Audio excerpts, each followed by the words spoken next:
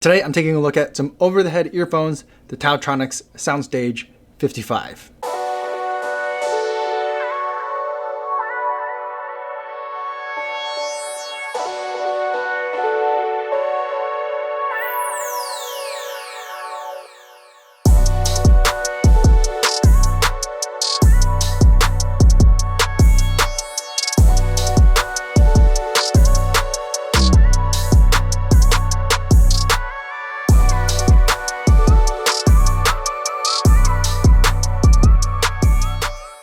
Yo, what's going on everybody? My name is Kofuzi and today I'm going to take a look at the Taotronics Soundstage 55, a set of over-the-ear headphones.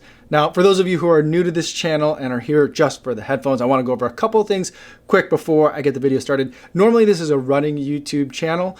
We go over a lot of running earbuds, little earbuds that can fit in the ear while you're exercising and getting all sweaty. So over-the-ear headphones are a little bit out of my normal kind of range of things that I tend to review on this channel, but I'll go into a little bit of why I'm doing that now. And the other thing I also want to talk about for those of you who are new and for everyone else who's watching the video who's been here before is I do always want to go over disclosures whenever I do a video. This is a set of headphones that I purchased with my own money. No one sent it to me. No one's paying me to make this video or to use the headphones, and no one's going to get a chance to preview any of my thoughts or footage until you guys get to see this video on YouTube. Now with the disclosures out of the way, let's talk about the Taotronics Soundstage 55. Now, like I was saying, this is an active noise canceling set of headphones, and that's something that I was really interested in because before everything happened, I was planning on a lot of travel for this year, and normally when I travel, I try to travel pretty light. I bring my MacBook, I bring all my cameras that I need, and I normally edit with just a pair of corded like earbuds. I think they were like 20 bucks, like Amazon Basics, something really simple. So I really wanted to upgrade that and also get something with active noise canceling for some of those flights. Now, I haven't obviously been able to test any of that stuff with flights because there aren't really any flights to go on.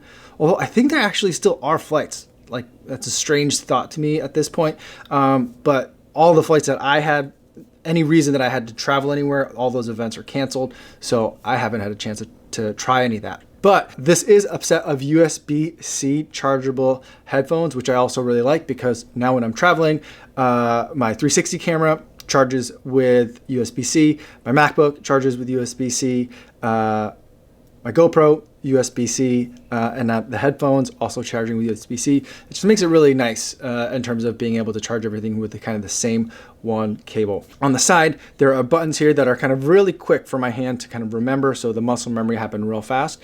To toggle between, there's 3 different active noise canceling modes. There is travel mode, which I'm assuming deals with frequencies like airplane engine hum. And then there's office mode, which I think is supposed to cover a wider variety of frequencies in terms of what it's canceling out. And then there is a ambient mode, which takes in some of the ambient sounds around you and pumps it in so you can kind of hear what's going on while also hearing the music that you have, which is generally my favorite way of listening to any of the earbuds that I'm running in, because when I'm running, I'm outside and I want to be able to hear traffic and any runners that are around me. I also like it when I'm wearing these things at home because these days everyone's at home, the kids are at home, so I'm kind of trying to listen to stuff, but also keep an ear out for what they're doing and make sure they're doing okay if I'm not actively working with them during like school time. Even just with the things off, these headphones tend to cancel out a lot of sound. So there's, I guess, passive noise canceling that's going on. With the noise canceling turned on, either in travel or office mode, a lot of those noises get muffled. I can still, hear what's going on, but I can't hear like if the kids are talking to each other or if they're trying to talk to me. So I turn the ambient mode on and I can hear them pretty well. What I was really impressed with was that the pass-through mode or the ambient mode was, I think, better than any of the other like in-ear earbuds that I've ever used. And so I was really impressed with the amount of noise that I was getting into the earbuds. Now, the main thing that I got these headphones for was for editing videos. And so there's a couple of things that I was really concerned about. These are Bluetooth headphones. And so I was concerned about Bluetooth lag. So either in watching video or in when I'm editing videos in Final Cut, am I going to be able to do things like if I'm editing different action clips to the beat of music, is that going to be an accurate experience. Some of the earbuds that I've worked with before, it might sound like I've really lined up everything, like either footsteps or different action points to the beats of music. And then I go back to listen to it later on after it's been published on YouTube, and everything's all out of whack, or I'm listening to it with corded earbuds and things are out of whack. And so a little bit of lag is what I was worried about here. I didn't really experience that, so I thought that worked out really well. So I was able to not only watch YouTube videos comfortably without any lag, I was also able to edit my videos without any problem. The only problem that I did have, though, is something that I've experienced with a lot of earbuds before, and which is why I normally go to corded earbuds, is that whenever I'm doing stuff like where the audio changes very frequently, or it goes from silent to suddenly lots of noise. Like, for example, I might be thinking about what's the next clip that I want to put in, and then I put it in, set it to the music, and I hit play. Right when I hit play, I'm not getting audio right away. There's kind of like a ramp up of sound. A lot of earbuds tend to do that.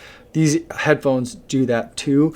And so I found it a little bit frustrating to deal with that, because a lot of times when I'm cutting audio, like the talking part that I'm doing now, I might have ums or uhs that I cut or hide under some B-roll, but I have to make those cuts and then connect one part of audio to another part of audio, and I might be tinkering with like one frame or a couple frames at a time and listening to that transition over and over and over again. But if there's that ramp up that happens in these earbuds, I miss the part that I really need to listen to. So I know that I probably could have like adjusted my workflow a little bit to accommodate for that, but these also have a little port at the bottom, and they come with a 3.5 millimeter cable, so I can connect it to my MacBook. And then when I do that, that ramp up thing doesn't happen anymore. And so I can hear it and edit it just how I want to. So I'm getting the noise cancellation that I want, the much better sound to listen to as I'm listening to the edit of my video, and I'm getting the listening and editing experience that I'm looking for in a set of earbuds, or in this case, headphones. So that was just fine. I've also been using it in the Bluetooth mode without any cables to it, as I've been, not that there's been a ton of errands that I've been running, but I have a dog that's very old, and he's had some things that have come up that I have to take care of. I had to go to the pet store to pick up some of his specialty dog food, to take him to the vet, that kind of thing. So I've been wearing the headphones around for that and just walking around the neighborhood. It was great to have these. When I've been walking the dog, I've been trying to put these on as well, just so I get more time kind of walking around, being outside, checking out the ambient noise, seeing how all that works. Really comfortable. It's been good to use for both podcasts and music, which are the two things that I listen to when I'm out commuting and running errands. And so it's been a really great experience for that. And I've been wearing these for a long time as well. I got nice thick pads of cushions, both on the ear cups and on the top where it touches your head. Nice foam there. So far, it's only been a couple of days, maybe about like a week or so, that I've been using this set of headphones, and it's been pretty comfortable to wear. Yesterday, Sunday, I did have a whole bunch of work that I needed to get done. I got a big webinar that I'm presenting coming up.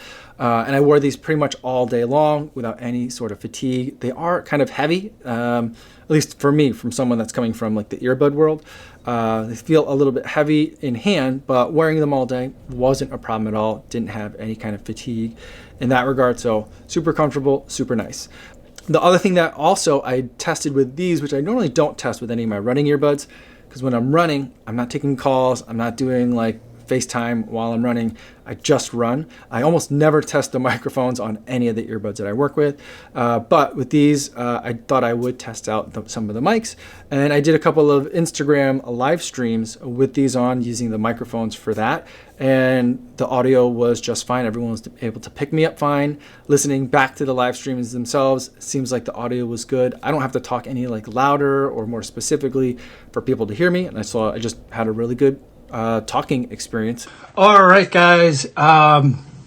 Welcome to another live stream. It is 6 o'clock in the morning on a Saturday. So who's up early in the United States and who's around in Europe and in Asia? Michael Sussler, how's it going? Good to see you. Sanjay Foy, what's going on today? Trying out some new headphones. I'm testing out over the ear headphones. So let me know if you guys can hear me okay. Give me a thumbs up if you can hear me. Just testing out the audio. My mom's here. Hi, Mom. How are you? In terms of the downsides of this, I will say that I enjoyed the sound. The bass was good at higher levels, but at lower levels, I felt like the bass was a little bit lacking. And at the price of these, $110, I know that's relatively cheap for a set of noise canceling headphones. Also, whenever I'm looking at something that has active noise canceling, I'm also looking for something that either has an app that goes with it or some other way that I can customize the sound. I do wish that I could crank up the bass just a little bit. I kind of have a preference towards bass rather than more like accurate reproduction of sound, and so maybe that's a fault of mine, so I'm faulting it for my individual and probably unreasonable sound preferences, and that might be the case. But I do wish that I could kind of tweak the sound for the kinds of things that I'm listening to or the kinds of things that I'm wanting to do with them. Like whether I'm editing video and want like accurate sound, or whether I'm listening to music and I just want to crank up the bass.